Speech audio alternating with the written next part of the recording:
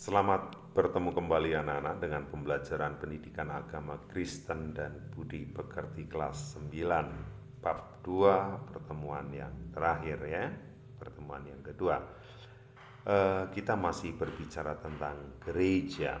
Kalau pada saat kemarin Bapak yang aktif atau pendidik yang aktif, kali ini adalah kalian peserta didik yang akan aktif ya. Kalau toh kalian belum memiliki buku paket, akan di-shoot nanti buku paketnya dan kalian bisa membaca kelanjutan yang kemarin dan bisa di-pause ya, ditekan kalau itu terlalu cepat. Dan jangan lupa anak-anak, kalian harus berdoa dulu. Itu pasti ya. Memuji Tuhan dulu, itu pasti ya. Kalau kita takut akan Tuhan, takut akan Tuhan dan meletakkan diri kita di dalam genggaman tangan Tuhan. Sebelum belajar berdoa, bangun tidur berdoa, mau berangkat sekolah berdoa, anak-anak, ya, itu kalian akan sukses hidupnya. Banyak tokoh-tokoh yang sukses ketika ditanya, mereka berpegang teguh pada ajaran agamanya dan menghormati orang tua ya. Saya bilang orang yang sukses ya, bukan orang yang cerdas atau bergelar, bukan. Adapun tujuan pembelajaran kali ini antara lain adalah anak-anak dapat menganalisis penyebab kekristenan yang pertama kali datang di Indonesia cepat punah. Yang kedua, menyimpulkan mengapa di Indonesia ada agama Kristen, Protestan, dan Kristen Katolik. Kemudian tujuan yang ketiga adalah menguraikan ciri khas Zendeling atau PI ya, pekabaran Injil dari Belanda.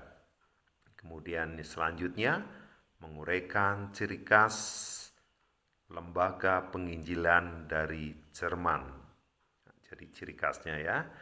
Kemudian yang selanjutnya menguraikan ciri khas lembaga penginjilan dari Amerika Serikat. Dan yang terakhir menyimpulkan usaha gereja di Indonesia untuk menunjukkan semangat bersatu.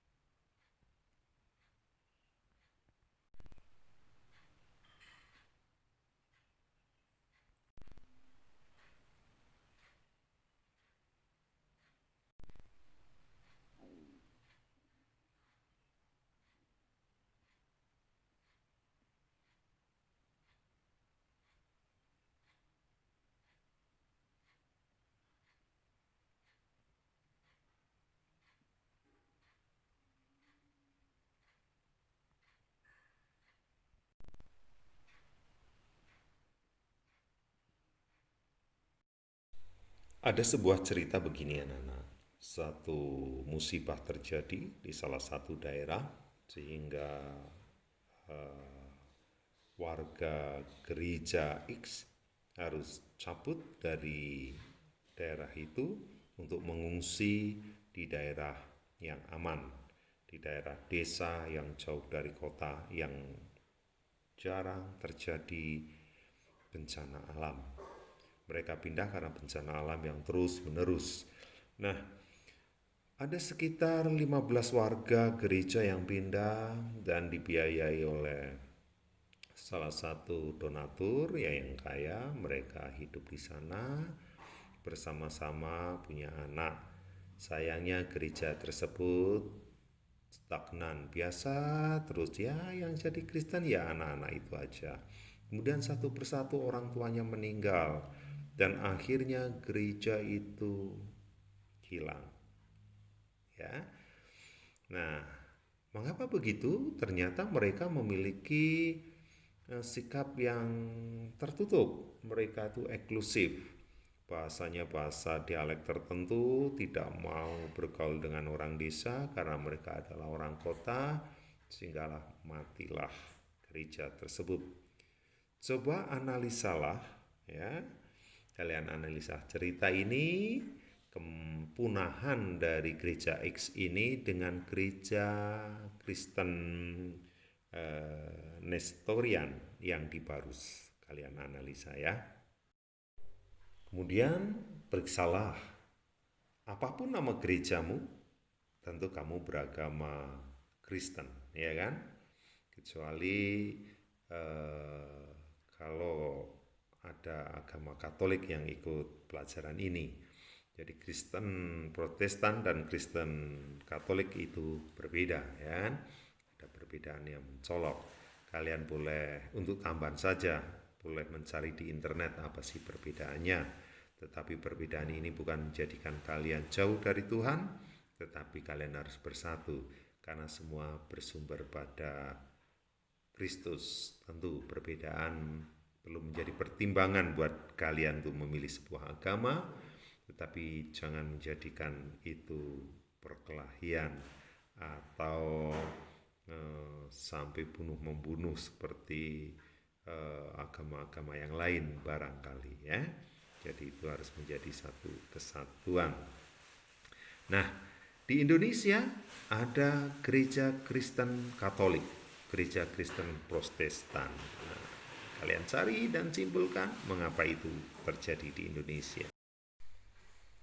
Pekabaran Injil bisa disebut sendeling ya, dari bahasa Belanda, dan misi itu biasanya dilakukan oleh orang-orang Katolik ya, Kristen Katolik. Nah, pertanyaannya adalah, bukan pertanyaan, tugas kalian adalah kalian harus mencari tahu ya ciri khas misi atau sendeling atau PI yang dilakukan oleh orang-orang Belanda. Sama seperti itu juga kalian harus menguraikan ciri khas lembaga pengabaran Injil dari Jerman. Itu ciri khasnya apa sih, melahirkan gereja yang beraliran apa atau bagaimana. Kemudian juga menguraikan ciri khas lembaga penginjilan dari Amerika Serikat ya. Dan contoh gerejanya gereja apa kalian jadi harus tahu.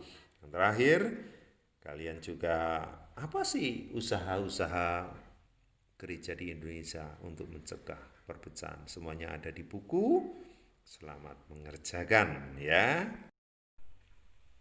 Nah ya, dunia ini penuh dengan masalah, itu pasti. Tidak ada dunia yang tidak punya masalah.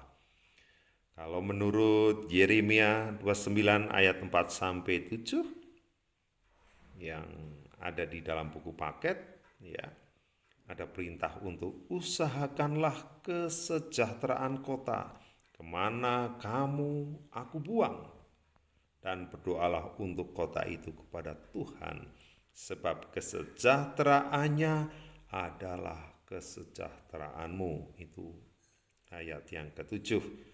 Firman ini berbicara kepada bangsa pilihan Tuhan ketika dibuang di Babel, agar mereka berusaha bercocok tanam mensejahterakan kota.